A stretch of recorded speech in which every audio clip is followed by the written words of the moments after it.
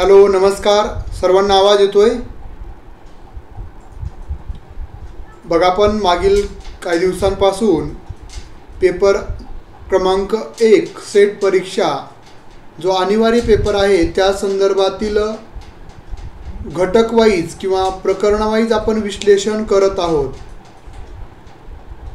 ज्यामध्ये आपल्याला त्या घटकावर संभाव्य प्रश्न कसे विचारले जाऊ शकतात त्याचा अंदाज किंवा त्या संदर्भातील योग्य दृष्टिकोन आपल्यामध्ये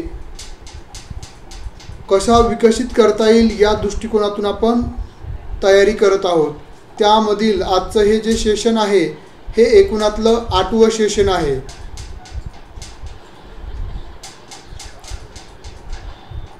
ज्यामध्ये आपण प्रत्येक घटक, त्याचा अभ्यासक्रम काय आहे आणि त्यावर प्रश्न कसे विचारले जाऊ शकतात याचा सहसंबंध जोडण्याचा प्रयत्न करत आहोत.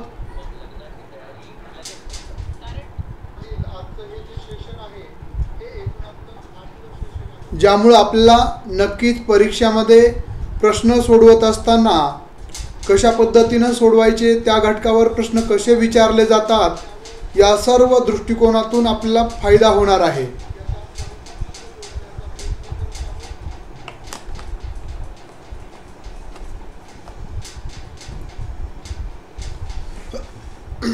आजचा जो घटक आहे तो आहे माहिती व संदेशवहन तंत्रज्ञान, इन्फॉर्मेशन अँड कम्युनिकेशन टेक्नॉलॉजी, ज्याला आपण ICT म्हणतो.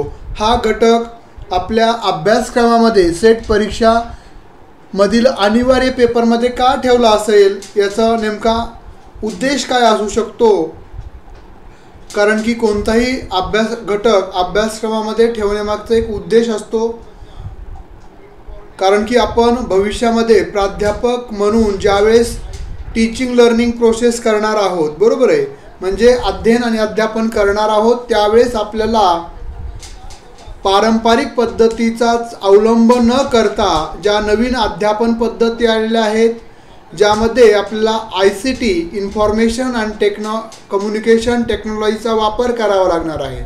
तसं पाहिलं तर आपण कोविडच्या कालखंडामध्ये जे टीचिंग लर्निंग प्रोसेस झाली ती सर्व आधुनिक तंत्रज्ञानाचा वापर करूनच मोबाईलच्या माध्यमातून, लॅपटॉपच्या माध्यमातून आपण अवगत केलेलं आहे.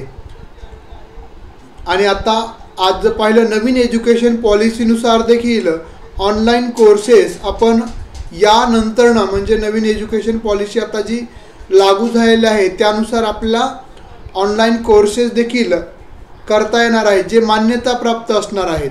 डिग्री असेल, UG PG देखील. सर्वांना व्हेरी गुड इव्हनिंग, नमस्कार.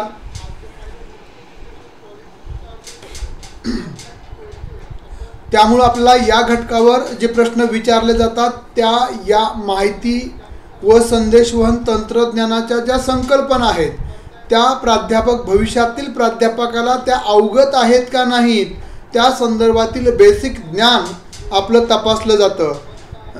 त्यामध्ये या घटकाचं वेगळेपण किंवा वैशिष्ट्य काय आहे. आपण जर पाहिलं तर आजचं युग हे माहिती संदेशवहनाचं व तंत्रज्ञानाचं युग आहे, ज्याला आपण संगणकाचं युग म्हणून ओळखतो. आधुनिक तंत्रज्ञानाचा वापर करणे ही आजच्या जीवनाची गरज झाली आहे. माहिती व संदेशवहन तंत्रज्ञान यामध्ये फक्त संगणकाचा अभ्यास नाही तर संगणक प्रणालीचाही समावेश आहे. संप्रेषणाची विविध साधने व तंत्रे वापरून उपलब्ध माहिती परिणामकारक प्रभावी शिक्षक सांगू शकतात. ही साधने व तंत्रे सहजरित्या दैनंदिन जीवनामध्ये उपलब्ध असल्याने शिक्षण क्षेत्रामध्ये अध्ययन आणि अध्यापन प्रक्रिया या माध्यमातून समृद्ध होऊ शकते. या घटकावर आपला जे प्रश्न विचारले जातात किंवा प्रश्नांचं जे स्वरूप आहे ते ज्ञानावरचं आहे. नॉलेज बेस्ड प्रश्न आपल्याला या घटकावर बहुतांश प्रश्न नॉलेज बेस्ड विचारले जातात. आता या घटकावर जे आपल्याला प्रश्न विचारले जाणार आहेत, 5 प्रश्न एकूण विचारले जाणार आहेत. प्रत्येक प्रश्न हा 2 मार्कासाठी असतो, म्हणजे आपल्याला 10% या घटकाचं वेटेज आपल्याला एकूण पेपरमध्ये 10% वेटेज आहे आणि आपल्याला 10 मार्क मिळून मिळू शकतात। या घटकाचा जर तुम्ही चांगल्या पद्धतीनं सराव केला असेल, अभ्यास केला असेल तर निश्चितच आपल्याला याचा फायदा होतो। आता आपण पाहणार आहोत की हा जो घटक आहे यावरचे संकल्पनावर म्हणजे ICT काय आहे, त्यानंतर नवीन सॉफ्टवेअर्स असतील, त्यानंतर संगणकाचा इतिहास असेल, बरोबर आहे ना, या संगणकाचा इतिहासावर प्रश्न असतील, त्यानंतर फुल फॉर्मवर प्रश्न असतील, संगणकाच्या ज्या वेगवेगळ्या संकल्पना आहेत त्या संकल्पनाचे फुल फॉर्म सांगा, त्यानंतर वेगवेगळ्या संगणकीय सेवा कधी विकसित झाल्या त्याचा इतिहासावर प्रश्न विचारले जाऊ शकतात, त्यानंतर अद्ययावत काय बदल झाला असेल माहिती तंत्रज्ञानामध्ये त्यावर देखील आपल्याला प्रश्न विचारले जाऊ शकतात। अशा पद्धतीनं हा घटक परीक्षेच्या दृष्टिकोनातून 10% वेटेजचा आहे पेपर 1 मधलं, त्यामुळे महत्त्वाचाच घटक आहे। आणि इथं फॅक्च्युअल प्रश्न जास्तीत जास्त विचारले जातात, म्हणजे आपल्याला जर माहीत असेल तरच आपण त्याचं उत्तर नोंदवू शकतो। आणि काही आकलनावरचे प्रश्न असतात, बरोबर आहे। तर निश्चितच आपल्याला यापैकी जर आपण व्यवस्थित अभ्यास केला, परिपूर्ण तयारी केली तर 5 पैकी 5 प्रश्नांचं उत्तर बरोबर मिळून आपण 10 गुण सहजासहजी मिळवू शकतो। यासाठी बरेचसे प्रश्न हे मागील प्रश्नपत्रिकेचेच रिपीट झालेले आहेत। तुम्ही जर आपलं मागील प्रश्नपत्रिकेचं विश्लेषण केलं असेल तर तुमच्या निदर्शनामध्ये त्या पद्धतीनं आलं असेल।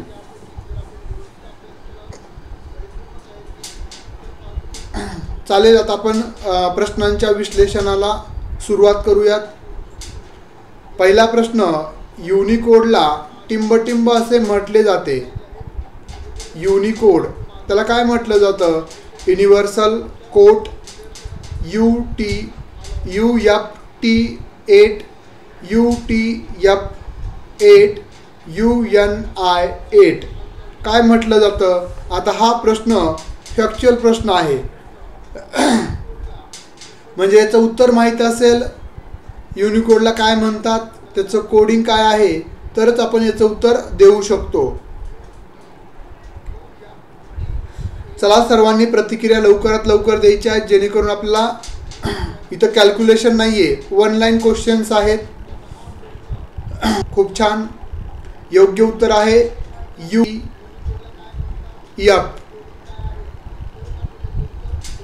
पर्याय क्रमांक 3 योग्य आहे, UTF। सोनाली मॅडम अगदी बरोबर आहे, तेजस्वी मॅडम अगदी बरोबर आहे, सर्वांचं अभिनंदन।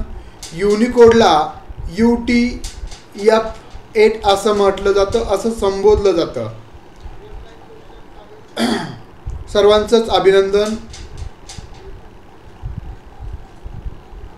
पुढचा प्रश्न बघा,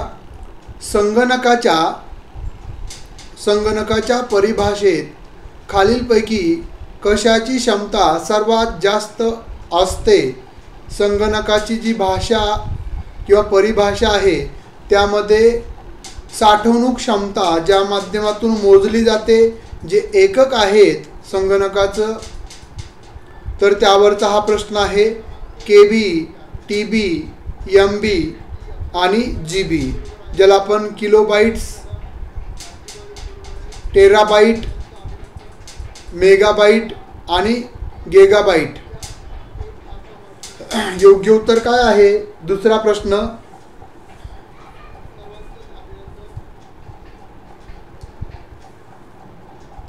आपल्याला काय विचारलंय प्रश्न व्यवस्थित समजून घ्या। संगणकाच्या परिभाषेत खालीलपैकी कशाची क्षमता सर्वात जास्त आहे? म्हणजे संगणकाची जी भाषा आहे, स्टोरेजची क्षमता, त्यावर आधारित प्रश्न आहे। तर योग्य उत्तर आहे TB म्हणजे टेराबाईट, सर्वात कमी KB या ठिकाणी दिल्यापैकी। तर योग्य उत्तर आहे पर्याय क्रमांक 2। आपण सर्वांनी उत्तर निवडलेलं आहे, सर्वांचं खूप खूप अभिनंदन। आता आपल्यामध्ये आत्मविश्वास निर्माण झाला पाहिजे, त्यामुळं भेदभेद उत्तर निवडायचं नाही। जे उत्तर आहे आपला आपण अभ्यास केलेला आहे, विनाकारण आपण उत्तरं नोंदवत नाहीत, म्हणजे अभ्यासातूनच हे आपले उत्तरं येत असतात।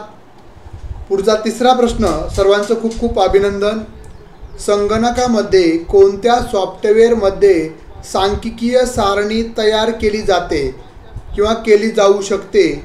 मायक्रोसॉफ्ट वर्ड, एक्सेल, पॉवरपॉइंट आणि पेंट ब्रश.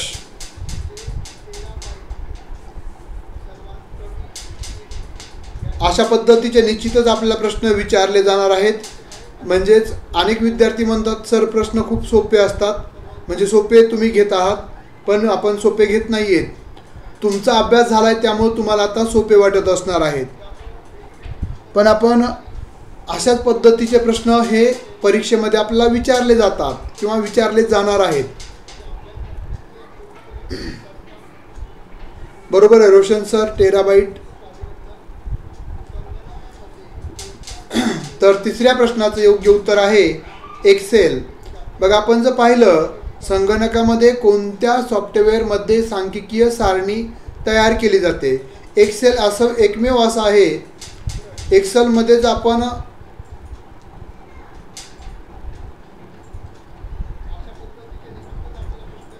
एक्सेलमध्ये आपण काय करू शकतो, जे विद्यार्थ्यांची प्रेझेंटी मांडू शकतो, कॅल्क्युलेशन करू शकतो, सारणी तक्ता तयार करू शकतो. त्याच्यामध्ये त्याचं गुणाकार भागाकार कोणतीही सांख्यिकीय क्रिया त्या एक्सेलमध्ये करू शकतो.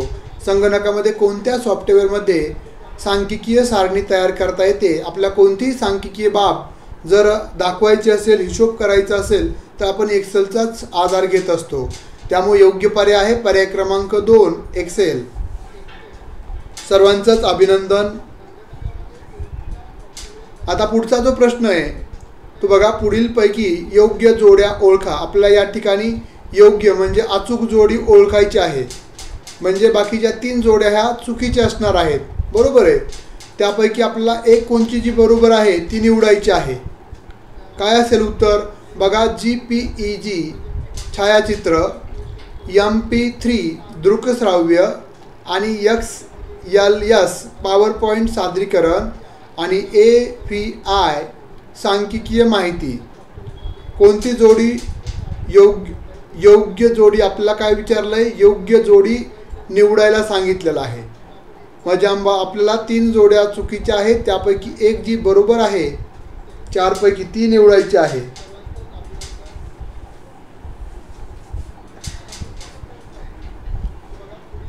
खाली पर्याय ऑप्शन दिलेले आहेत. A आणि B बरोबर, C आणि D बरोबर, B आणि C बरोबर, A आणि D बरोबर. काय आहे योग्य उत्तर? चौथ्या प्रश्नाचं योग्य उत्तर. तर बघा आपण सुरुवातीला चेक करूयात. JPEG म्हणजे छायाचित्र. बघा आपण फोटो जे आहे तो JPG मध्ये घेत असतो किंवा पाठवत असतो, किंवा एखादा फॉर्म भरत असताना आपल्याला ती साईज JPG मध्ये ते कन्वर्ट करावं लागतं, PDF असेल तरी देखील. त्यामुळं हे तर पहिला जे A जोडी आहे ती योग्य आहे. त्यानंतर दुसरी B जोडी MP3 आपण गाणे ऐकतो बघा, बरोबर आहे. दृक श्राव्य म्हणजे आपण ते पाहूही शकतो आणि ऐकूही शकतो. आता XLS हे पॉवरपॉइंट सादरीकरणासाठी वापरलं जात नाही. इथं PPT आलं असतं. एक्सेलच्या ऐवजी इथं PPT पॉवरपॉइंट प्रेझेंटेशन असं या ठिकाणी येणं अपेक्षित होतं. त्यामुळं हे C चुकीचं आहे. आता AVI सांख्यिकीय माहिती हे देखील चुकीचा पर्याय आहे. त्यामुळं आपल्याला खाली दिलेल्यापैकी A आणि B म्हणजेच पहिलाच पर्याय बरोबर आहे, जो आपण सर्वांनीच निवडणं अपेक्षित होतं.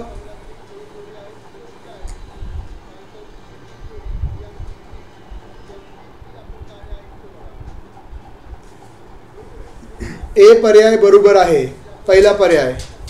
4 नाही. पुढचा प्रश्न बघा. पुढचा प्रश्न, इंटरनेटच्या संदर्भात UGC चे विस्तारित रूप काय आहे? आता आपला विद्यापीठ अनुदान आयोग हे आपल्याला माहीत आहे. UGC असं या ठिकाणी हे शॉर्ट फॉर्म आहे, याचा लॉंग फॉर्म पण कशामध्ये विचारलेला आहे? इंटरनेटच्या संदर्भात. आपला उच्च शिक्षणासंदर्भात जर विचारलं असतं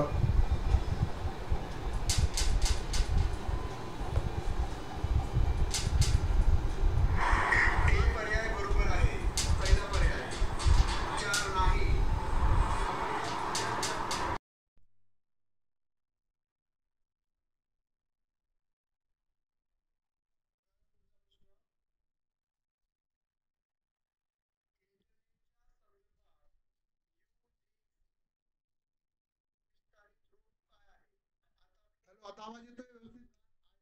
इको होतोय का आता आवाज? हॅलो.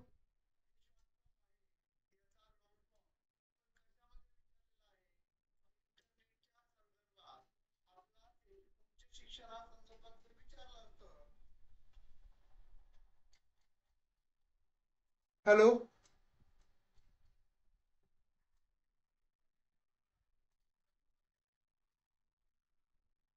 बघा, इंटरनेटच्या संदर्भात. हॅलो. हॅलो.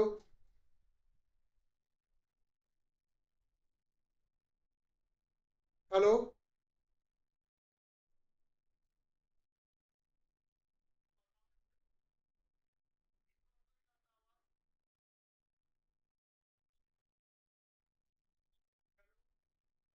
आता आवाज येतोय व्यवस्थित?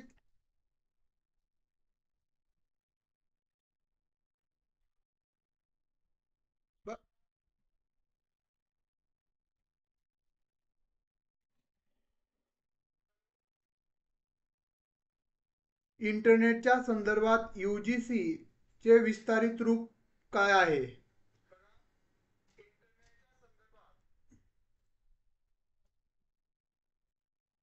आता आपला युनिव्हर्सिटी ग्रँड कमिशन हे एज्युकेशन संदर्भातील UGCचं विस्तारित रूप आहे, पण आपला इंटरनेट संदर्भात विचारलेला आहे.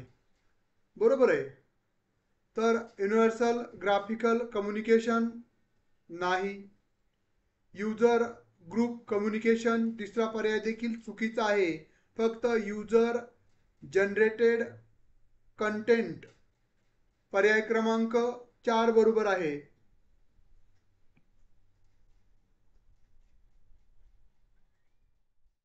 अगदी बरोबर रोशन सर, सर्वांचंच खूप खूप अभिनंदन. योग्य पर्याय आहे पर्याय क्रमांक 4.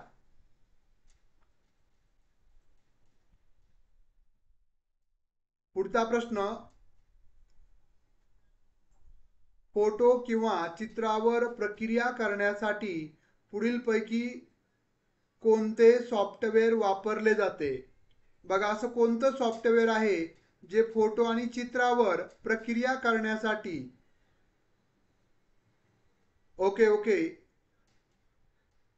फोटोग्राफ, फोटोशॉप, विजुक्रो आणि पिक्चर परफेक्ट. कशामध्ये फोटो किंवा चित्रावर प्रक्रिया करण्यासाठी सॉफ्टवेअर, कोणतं सॉफ्टवेअर वापरलं जातं फोटो किंवा चित्रावर प्रक्रिया करण्यासाठी? 6वा प्रश्न आहे,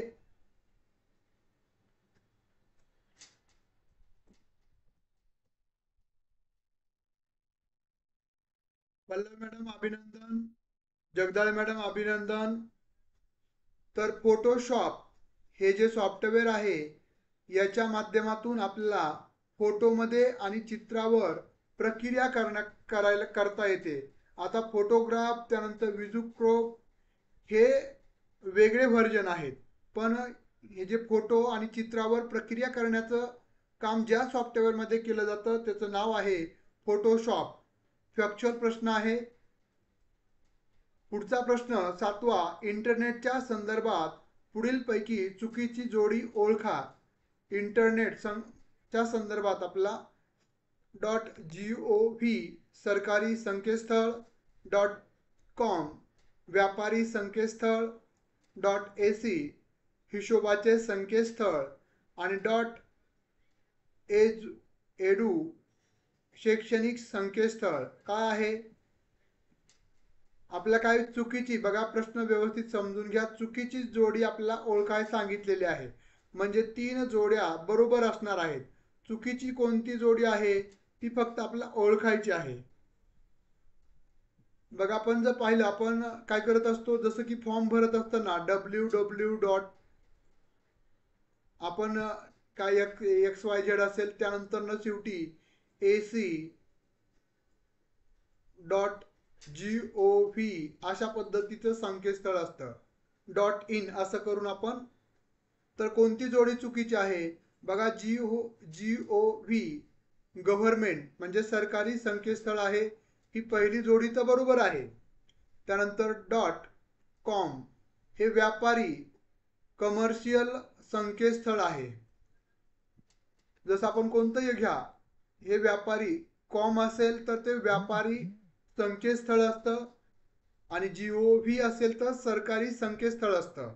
म्हणजे जी वेबसाईट आहे ती गव्हर्नमेंटची आहे का, कमर्शियल आहे का, हे समजतं. त्यानंतर तिसरा पर्याय AC हिशोबाचे संकेतस्थळ नाही. आता .edu म्हणजे शिक्षण क्षेत्राशी संबंधित संकेतस्थळासाठी EDU हे वापरलं जातं.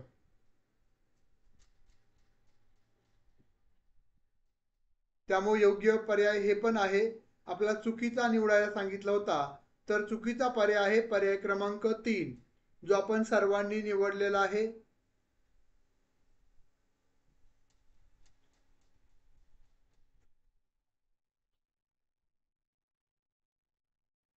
अकॅडमिक संबंधित बरोबर आहे, इथं अकाउंटिंग संबंधी नाही. त्यामुळे योग्य उत्तर आपल्याला चुकीचं उत्तर आहे तिसरा पर्याय. सर्वांचं अभिनंदन. पुढच्या प्रश्नाकडे जाऊयात.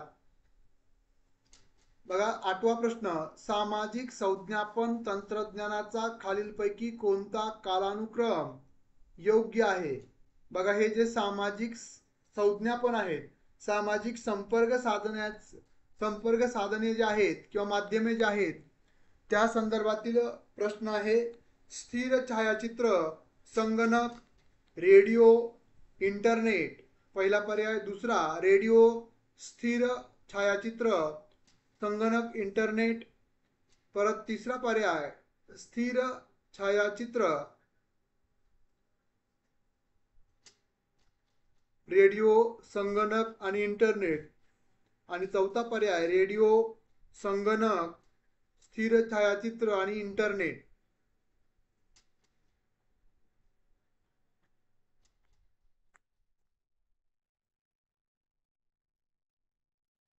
योग्य उत्तर आहे. वैशाली मॅडम अभिनंदन. Pallavi madam, Burkude madam, Patil madam सर्वांचंच खूप खूप अभिनंदन. स्थिर छायाचित्र सुरुवातीला सामाजिक संज्ञापन तंत्रज्ञानामध्ये सुरुवातीला विकसित झालं स्थिर छायाचित्र. त्यानंतर 2 नंबरला रेडिओचा शोध लागला. रेडिओ नंतरनं पहिल्या पिढीतील संगणक, जे खूप आकारानं खूप मोठं होतं. त्यानंतरचा शोध आहे इंटरनेट, जे आता आपण वापरतो ते. म्हणजे अशा पद्धतीनं कालाक्रमानुसार, म्हणजे त्याच्या निर्मितीनुसार, त्यांच्या विकासाचा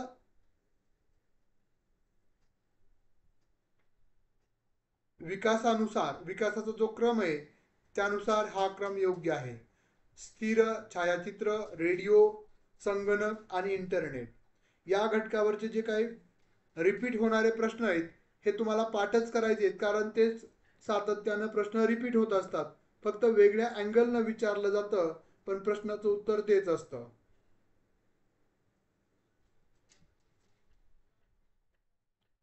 ओके. कुठला काही डाऊट असेल तर बिंदास चॅट बॉक्समध्ये विचारत चला. पुढचा प्रश्न, इंटरनेटच्या संदर्भात. बघा इंटरनेटच्या संदर्भात URL या इंग्रजी लघु रूपाचे विस्तारित रूप काय आहे. पण हे जसं UGC हे इंटरनेटच्या संदर्भातच होतं, त्याच पद्धतीनं URL हे देखील आपल्याला इंटरनेटच्या संदर्भातीलच URL चेक करायचं आहे.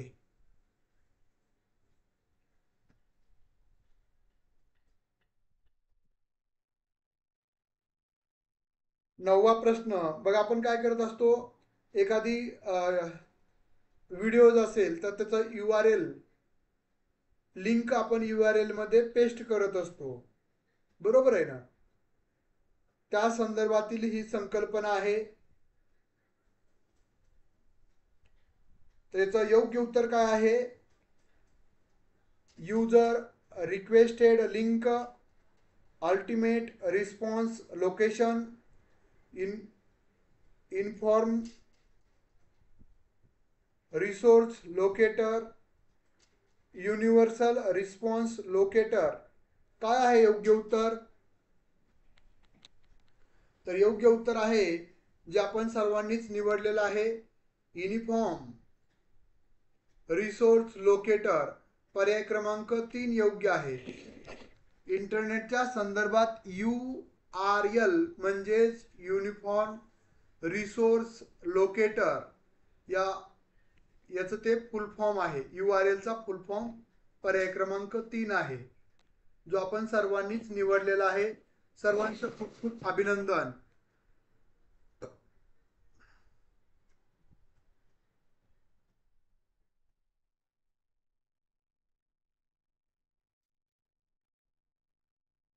ओके, सर्वांचं परत एकदा अभिनंदन. पुढच्या प्रश्नाकडे जाऊया. 10वा प्रश्न. इंटरनेट आध इंटरनेट आधारित खालील सेवांचा योग्य काळानुक्रम कोणता? जे इंटरनेटवर आधारित सेवा खालील पुरवल्या जातात त्या संदर्भातील क्रम कोणता? पहिला पर्याय आहे सुरुवातीला गुगल, त्यानंतर हॉटमेल, 3 नंबरला फेसबुक, 4 नंबरला व्हॉट्सअप. दुसरा पर्याय फेसबुक, गुगल, हॉटमेल, व्हॉट्सअप. तिसरा पर्याय हॉटमेल, गुगल, फेसबुक, व्हॉट्सअप. चौथा पर्याय हॉटमेल, फेसबुक, गुगल, व्हॉट्सअप. तिसऱ्या प्रश्नाचं योग्य उत्तर काय आहे? वैशाली मॅडम, पल्लवी मॅडम, चांगलाच अभ्यास झालेला या घटकाचा. Sonali madam, Gurke madam. तर योग्य उत्तर आहे पर्याय क्रमांक 3.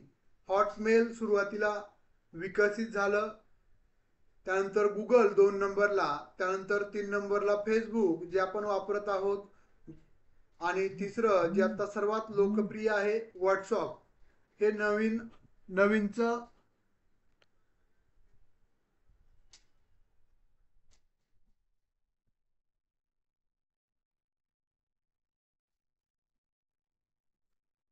त्यामुळे 10व्या प्रश्नाचं योग्य उत्तर आहे पर्याय क्रमांक 3.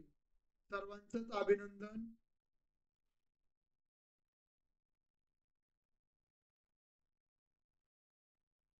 पुढचा प्रश्न घेऊयात आपण, 11वा. इंटरनेटच्या संदर्भात अनेक वापरकर्त्यांना एखाद्या वेबसाईटवर एखादे नवे वेब पेज निर्माण करण्यासाठी व संपादित करण्याची मुभा म्हणजे परवानगी, परमिशन देणाऱ्या ॲप्लिकेशनच्या सुविधेला टिंबटिंब असं म्हणतात. प्रश्न व्यवस्थित समजून घ्या. इंटरनेटच्या संदर्भात अनेक वापरकर्त्यांना एखाद्या वेबसाईटवर एखादे नवे पेज किंवा नवे वेब पेज निर्माण करण्यासाठी व ते संपादित करण्याची मुभा, परमिशन देणाऱ्या ॲप्लिकेशनच्या सुविधेला काय म्हटलं जातं? हॅकिंग, ट्रोल, सायबर मॅक्स आणि विकी.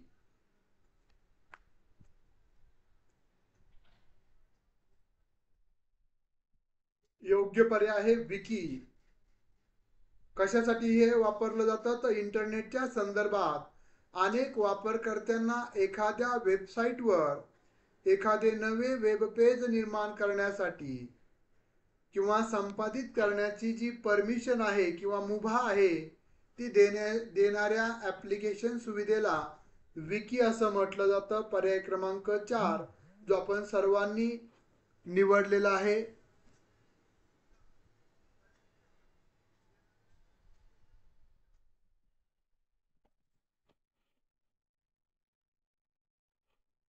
योग्य पर्याय काय आहे?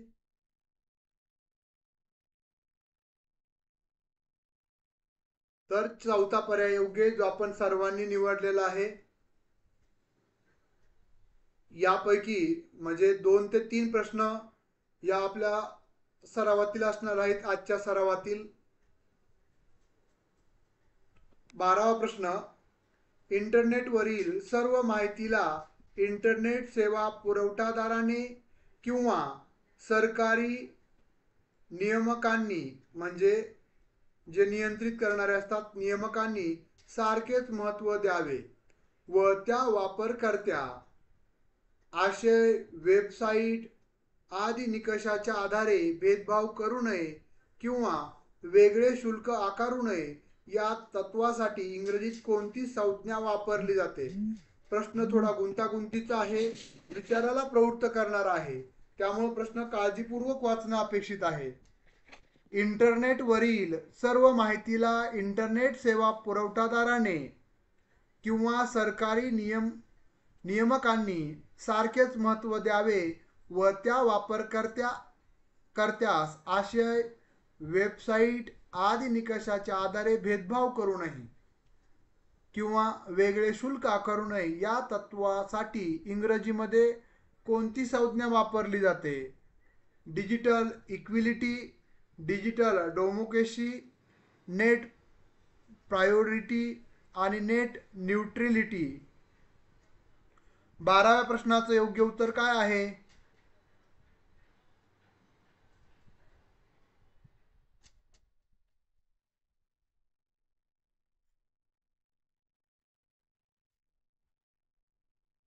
या ठिकाणी भरपूर विद्यार्थी जाळ्यात अडकलेले आहेत. योग्य उत्तर आहे नेट न्यूट्रलिटी. पर्याय क्रमांक 4 बरोबर आहे. नेट न्यूट्रलिटी ज्यामध्ये सर्वांनाच सम म्हणजेच कुणाला स्पीड कमी कुणाला जास्त असं पद्धतीचा कोणताही भेदभाव न करता आपण इंटरनेटची सुविधा पुरवली गेली पाहिजे असं सांगितलं. इंटरनेटवरील सर्व माहितीला इंटरनेट सेवा पुरवठादाराने किंवा सरकारी नियामकांनी सारखेच महत्त्व द्यावे व त्या वापरकर्त्याला वापरायचा आशय, वापरायची वेबसाईट आदी निकषाच्या आधारे कोणताही भेदभाव करू नये किंवा वेगळे शुल्क आकारू नये या तत्वासाठी इंग्रजीमध्ये नेट न्यूट्रलिटी हा शब्द वापरला जातो. पर्याय क्रमांक 4. पल्लवी मॅडम अभिनंदन. बघा हा मुद्दा गाजत आहे त्यामुळे आपण हा प्रश्न घेतलेला आहे. अभिनंदन सर्वांचंच. प्रश्न काळजीपूर्वक वाचणं अपेक्षित आहे. डिजिटल डेमोक्रेसी हा हातानं म्हणजेच नव्यानं निर्माण केलेला शब्द आहे. ज्या शब्दाला बरेच जण मोहाला बळी पडले. चौथा प्रश्न म्हणजेच चौथा पर्याय बरोबर आहे. पुढचा प्रश्न 13वा बघा IPT फी या शब्दाचा योग्य विस्तार पुढीलपैकी कोणता आहे? बघा IPT फी या शब्दाचा योग्य विस्तार पुढीलपैकी कोणता आहे? International and political television. दुसरा पर्याय इंटरनेट प्रॉब्लेम टेलिव्हिजन. तिसरा पर्याय इंटर प्रोव्हिजनल टेलिव्हिजन आणि चौथा पर्याय इंटरनेट प्रोटोकॉल टेलिव्हिजन. 14वा प्रश्न योग्य उत्तर काय आहे?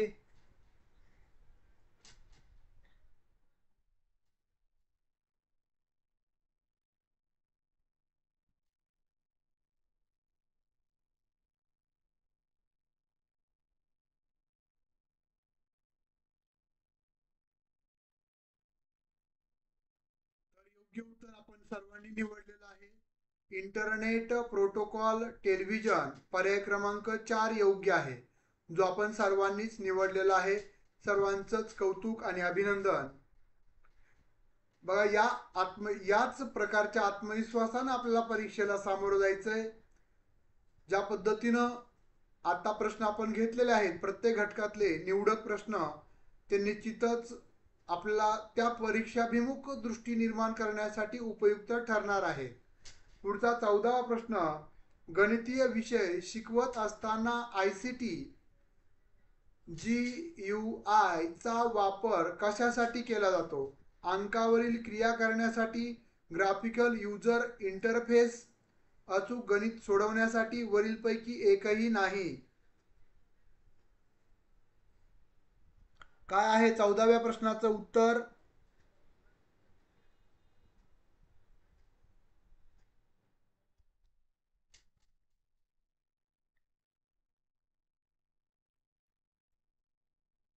स्वप्नाली मॅडम, आता 14वा प्रश्न सुरू आहे आपला. गणित विषय शिकवत असताना ICT GUI चा वापर कशासाठी केला जातो? अंकावरील क्रिया करण्यासाठी का ग्राफिकल युजर इंटरफेस, अचूक गणिते सोडवण्यासाठी, वरीलपैकी एकही नाही. वैशाली मॅडम अभिनंदन. योग्य उत्तर आहे ग्राफिकल युजर इंटरफेस. पर्याय क्रमांक 2 योग्य. पूर्वा मॅडम तुमचंही अभिनंदन. तृप्ती मॅडम, जगदाळे मॅडम, तेजस्वी मॅडम, पाने मॅडम, अमृता मॅडम, सर्वांचंच खूप खूप अभिनंदन. ग्राफिकल युजर इंटरफेस, छान छान, सर्वांचंच अभिनंदन.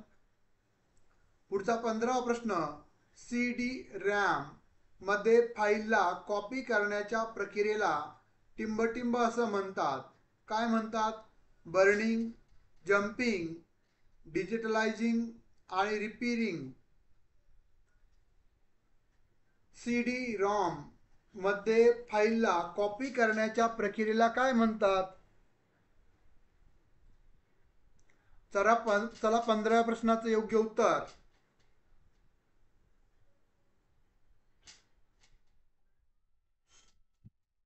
वैशाली मॅडम अभिनंदन, खूप छान. बराच अभ्यास छान झालेला आहे.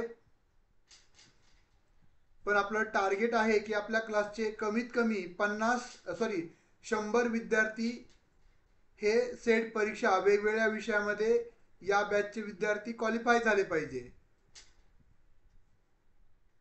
पर्याय क्रमांक 1 बर्निंग. CD RAM मध्ये फाईलला कॉपी करण्याच्या प्रक्रियेला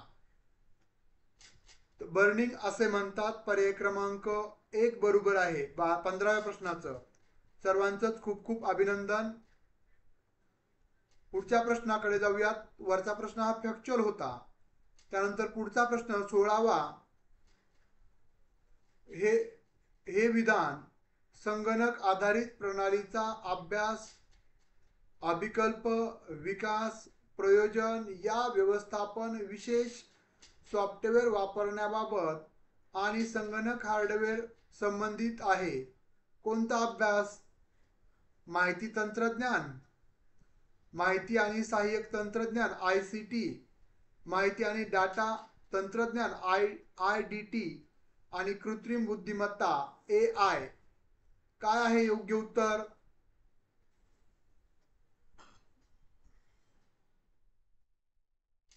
संगणक आधारित प्रणालीचा अभ्यास, अभिकल्प, विकास, प्रयोजन या व्यवस्थापन, विशेष सॉफ्टवेअर वापरण्याबाबत आणि संगणक हार्डवेअर संबंधी आहे. अगदी बरोबर आहे. 16व्या प्रश्नाचं उत्तर आहे माहिती आणि सहाय्यक तंत्रज्ञान, ज्याला आपण ICT असं म्हणतो, ज्या घटकाचंच नाव आहे. त्यामुळे योग्य उत्तर आहे पर्याय क्रमांक 2, जो आपण सर्वांनीच निवडलेला आहे. सर्वांचं खूप खूप अभिनंदन. पुढचा 17वा प्रश्न, महत्त्वाच्या प्राप्तकर्त्यांना त्वरित पाठवलेला ईमेल याला टिंबटिंब असे म्हणतात. वार्म, व्हायरस, थेट, स्पाम. काय म्हणतात? महत्त्वाच्या प्राप्तकर्त्यांना त्वरित पाठवलेला ईमेल याला टिंबटिंब असं संबोधलं जातं. 17वा प्रश्न,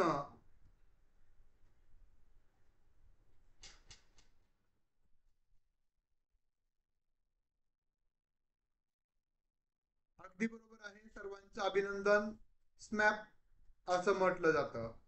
पर्याय क्रमांक 4 योग्य आहे, जो आपण सर्वांनीच निवडलेला आहे.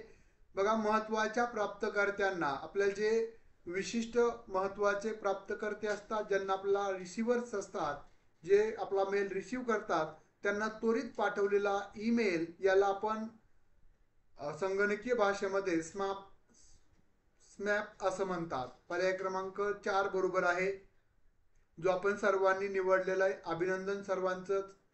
पुढचा 18वा प्रश्न. संगणकाची स्मरणशक्ती बाईट्स या एककामध्ये मोजली जाते. त्यामधील सर्वात कमी एकक खालीलपैकी कोणता आहे? किलोबाईट्स केबी, गिगाबाईट जीबी, मेगाबाईट एमबी आणि टेरोबाईट म्हणजे टीबी. सर्वात मोठी आहे, आपण यापूर्वीच्या प्रश्नामध्ये बघितलं होतं, टीबी, टेरोबाईट. तर सर्वात छोटी कोणती आहे? 18वा प्रश्न.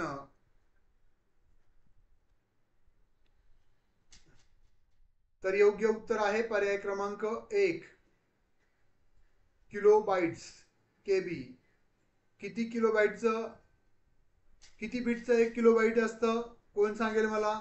या संकल्पना आपण सर्व लेक्चरमध्ये घेतलेल्या आहेत, त्यामुळं सर्वांना उत्तर येणं अपेक्षित आहे. किलोबाईट्स म्हणजे किती बीटचं मिळून असतं?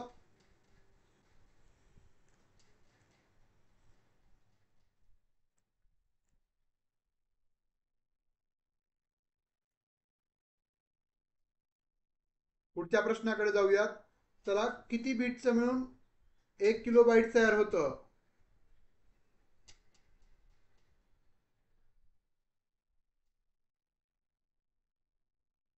बरोबर आहे.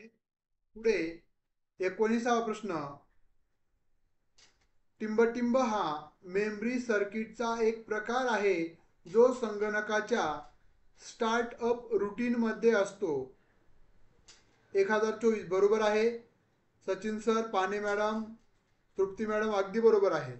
बघा, टिंबटिंब हा मेमरी सर्किटचा एक प्रकार आहे, जो संगणकाच्या स्टार्टअप रूटीनमध्ये असतो.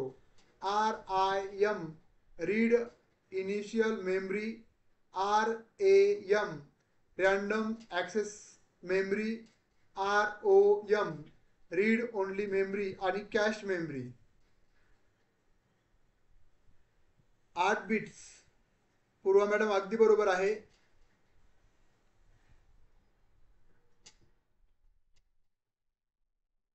8 बीट बरोबर आहे. 19व्या प्रश्नाचं योग्य उत्तर काय आहे? टिंबटिंब हा मेमरी सर्किटचा एक प्रकार आहे, जो संगणकाच्या स्टार्टअप रूटीनमध्ये असतो.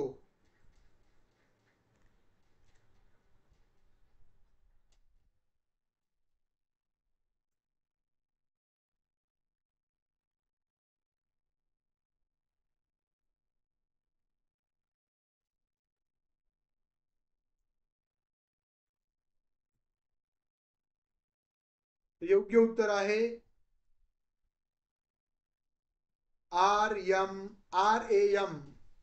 Random access memory. हा मेमरी सर्किटचा एक प्रकार आहे, जो संगणकाच्या स्टार्टअप रूटीनमध्ये असतो. पर्याय क्रमांक 2 योग्य आहे. पुढचा प्रश्न 20वा. CDRW याचा वापर खालीलपैकी कशासाठी केला जातो? पुन्हा पुन्हा नोंद करून अनेक वेळा वाचण्यासाठी, कुठल्याही माहितीत बदल न करण्यासाठी, दुसरा पर्याय, तिसरा पर्याय एकदा नोंद करून अनेक वेळा वाचण्यासाठी, वरीलपैकी सर्वांसाठी. काय आहे 20व्या प्रश्नाचं योग्य उत्तर?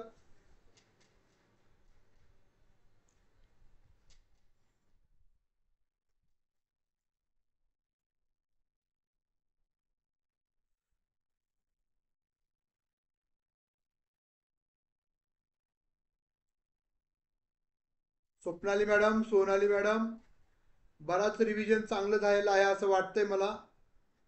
तर योग्य उत्तर आहे RW याचा वापर खालीलपैकी कशासाठी केला जातो?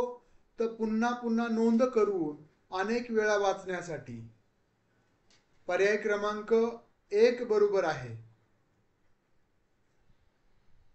अमृता मॅडम, पूर्वा मॅडम, अभिनंदन. रोशन सर, अभिनंदन.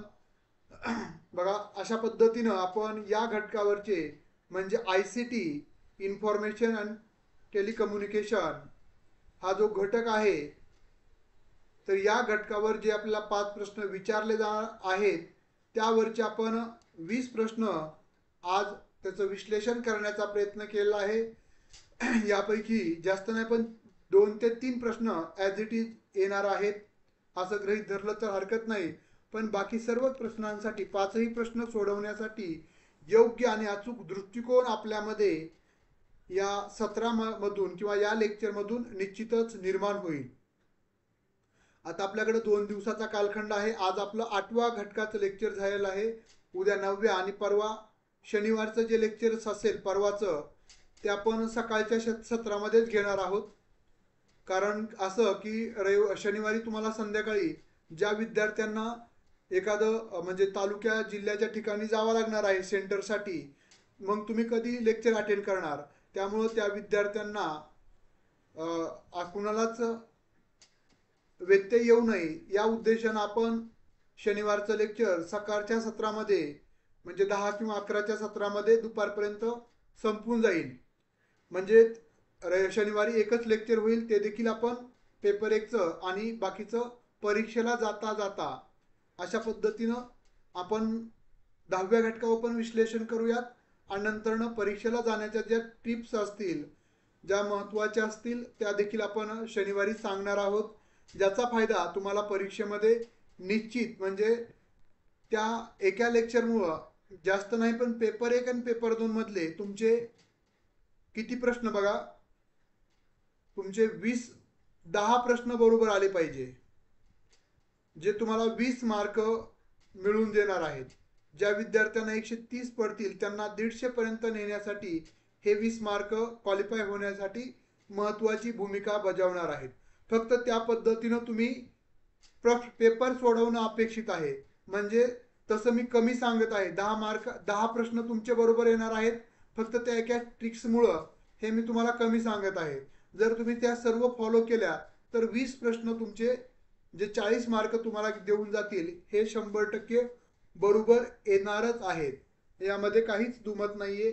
आता आपलं 8वं झालेलं आहे, उद्या 9वं होईल आणि नंतरनं 10वं. आता तुम्ही स्वतःकडं म्हणजे स्वतःच्या मुवमेंटकडं, स्वतःच्या अभ्यासाकडं विदाऊट टेन्शन तुम्ही जाण्याचा प्रयत्न करा. म्हणजे माझ्याकडून जेवढं द्यायचं होतं तुम्हाला ती मी देण्याचा प्रयत्न केलेला आहे. म्हणजे सांगण्याचं तात्पर्य की आता तुम्ही स्वकेंद्रित होत चला. म्हणजे तुम्हाला तुमच्या प्लॅनिंग कशा पद्धतीच्या करायच्यात. फक्त मी तुम्हाला शनिवारच्या सकाळच्या सत्रामध्ये काय काय ॲडिशन करायचंय, काय काय ॲड करायचंय, प्रत्यक्ष पेपर सोडवत असताना तुम्हाला काय काळजी घ्यायची, प्रश्न कसे ट्रॅक करायचे आहेत, म्हणजे जेणेकरून तुमचं अचूकच उत्तर असेल, या संदर्भातील महत्त्वाच्या ज्या बाबी आहेत त्या फक्त एवढंच करा की जे मी सांगतोय त्यावेळेसच्या लेक्चरमध्ये ते डोळे झाकून मान्य करा आणि त्या पद्धतीनं तुम्ही त्याचं फॉलो करा.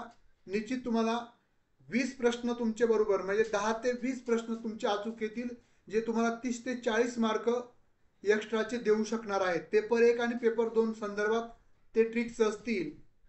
आणि फक्त एवढंच की पण हे ट्रिक्स कधी वापरणार आहात, ज्यावेळेस तुम्ही डोकं शांत असेल, तुम्ही जर म्हणजे तुम्ही मानसिकदृष्ट्या अस्थिर झालात तर ह्या टिप्स तुम्हाला कामी उपयोगी येणार नाहीयेत.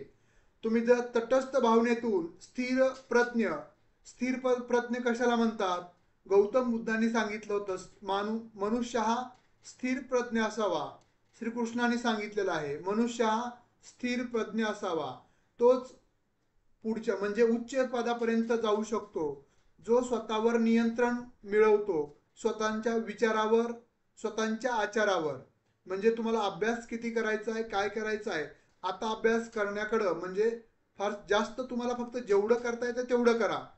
पण एक्स्ट्राच्या कोणत्या गोष्टीकडे गुंतून पडू नका, कोणत्या गोष्टीचं टेन्शन घेऊ नका. ह्या बाबी खूप महत्त्वाच्या आहेत परीक्षेसाठी. निश्चित आपण शनिवारच्या पहिल्या सत्रामध्ये त्या सर्व महत्त्वाच्या मुद्द्यावर आपण चर्चा करूयात. आणि जेणेकरून माझा अजेंडा जे आहे ते बघा, 100+ आपल्या क्लासचे 100+ विद्यार्थी हे सेट परीक्षा उत्तीर्ण झाले पाहिजेत. आपल्याकडं लिगली म्हटलं तर मागील 3 महिन्यापासून जोडले जाणारे विद्यार्थी आपल्याकडं जवळपास 120च्या पुढे आहेत, 120 आहेत. बाकी टेस्ट सिरीज अशा पद्धतीनं जे या महिन्यामध्ये जे आपल्या क्लासला जोडलेले आहेत असे सर्व 300 विद्यार्थी आहेत जवळपास. पण आपण 300 विद्यार्थ्यांचा विचार न करता जे विद्यार्थी आपल्याकडं पूर्वीपासून आहेत आणि ज्यांना एकंदरीत बऱ्यापैकी अभ्यास झाला, आत्मविश्वास निर्माण झाला, असे आपण 100+ विद्यार्थी आपल्या क्लासचे यावेळेसच्या सेट परीक्षामध्ये उत्तीर्ण झाले पाहिजे, या उद्देशानं आपण हे सर्व करत आहोत.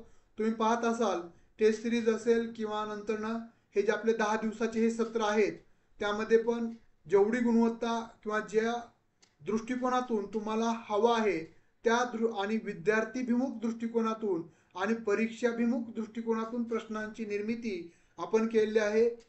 जेवढं चांगलं क्वालिटेटिव्ह देण्याचा प्रयत्न केला आहे तेवढं दिलेलं आहे. तुम्ही किती घेतलंय त्यापेक्षा आता तुम्ही तिथं किती प्रेझेंट करणार आहात परीक्षेच्या कालावधीमध्ये, परीक्षेच्या 1 तासामध्ये पहिल्या पेपरला आणि 2 तासामध्ये पेपर 2ला, हे खूप महत्त्वाचं असणार आहे. म्हणजे माझंही भवितव्य आणि तुमचंही भवितव्य हे त्या 3 तासामध्ये ठरणार आहे. पेपर 1चा 1 तास आणि पेपर 2चा 2 तास.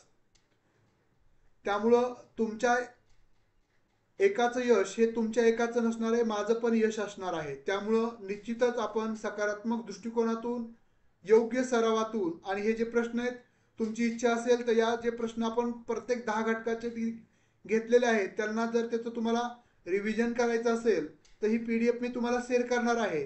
जर त्याचं उत्तर हायलाईट करून शेअर करायचे असेल तरी सांगा. 1 तासाचा कालावधी, 2 तासाचा कालावधी लागेल, मी ते द्यायला तयार आहे.